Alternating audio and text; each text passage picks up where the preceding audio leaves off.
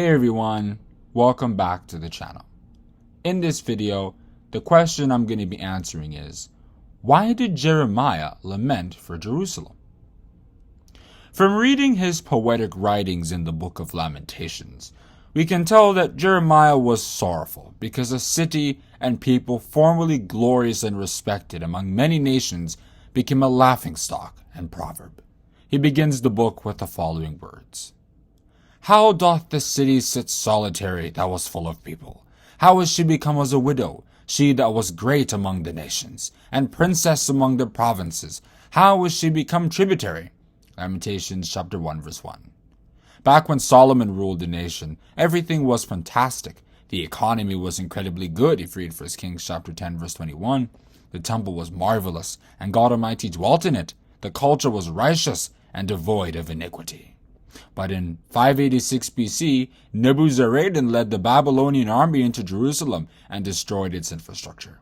As Jeremiah chapter 52 verses 12 to 19 tells us, he burned that temple Solomon spent 7 good years to build, according to 1 Kings chapter 6 verse 38, and stole all the holy vessels that the priests used to minister to God. Belteshazzar, the son of Nebuchadnezzar, later used them to drink wine and praise his gods in Daniel chapter 5 verses 1 to 4. Even when the temple was being rebuilt in Ezra chapter 3 verses 7 to 13, those who were old enough to remember its former glory wept because it just wasn't the same.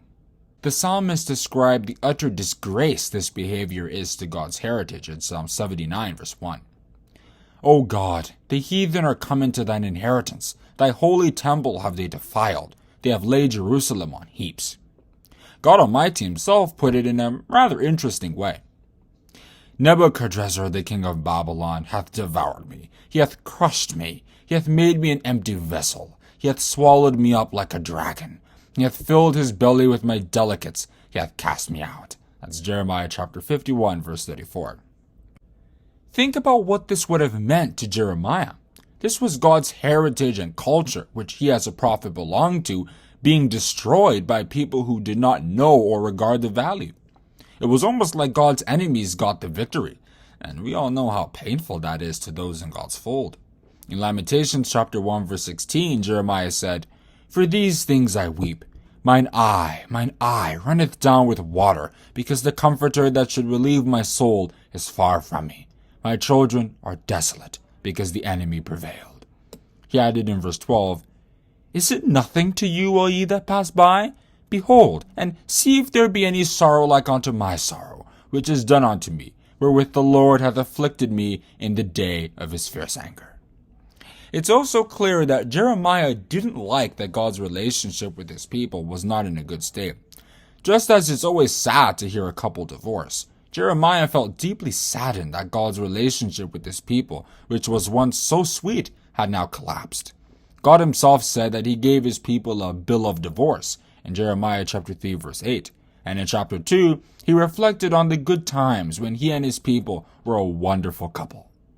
Go and cry in the ears of Jerusalem, saying, Thus saith the Lord, I remember thee, the kindness of thy youth, the love of thine espousals, when thou wentest after me in the wilderness, in a land that was not sown. Israel was holiness unto the Lord, and the firstfruits of his increase. All that devour him shall offend. Evil shall come upon them, said the Lord. Jeremiah chapter 2, verses 2 and 3. But all this might not necessarily be buried in history. The Bible does tell us that in the last days we would similarly have cause to mourn because of what would befall the Christian heritage. In Amos chapter 8 verses 11 and 12, Amos the prophet said that during this time, spirituality would face unprecedented decline. And Christ revealed in Matthew chapter 24 verses 15 and 16 that this would be caused by the rise of secularity. Joel the prophet said that while this is happening, we should mourn and weep. Blow the trumpet in Zion, sanctify a fast, call a solemn assembly. Gather the people, sanctify the congregation. Assemble the elders, gather the children, and those that suck the breasts. Let the bridegroom go forth of his chamber, and the bride out of her closet.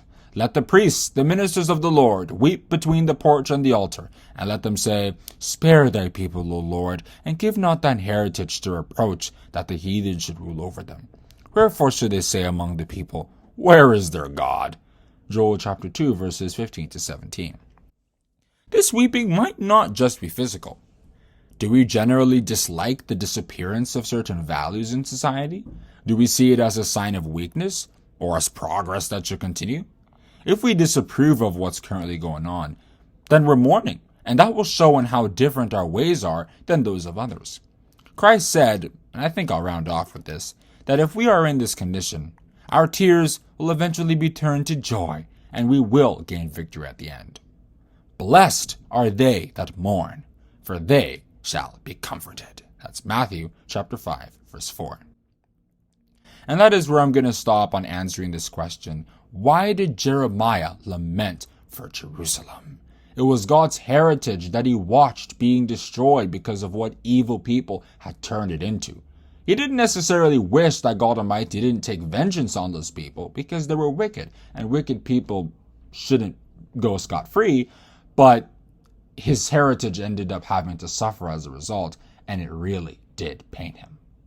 If you enjoyed this video and learned something new today, then we'd appreciate if you give this video a like. And if you want to join this growing community of Bible enthusiasts, then you can click the subscribe button. Have a good day, and God bless you.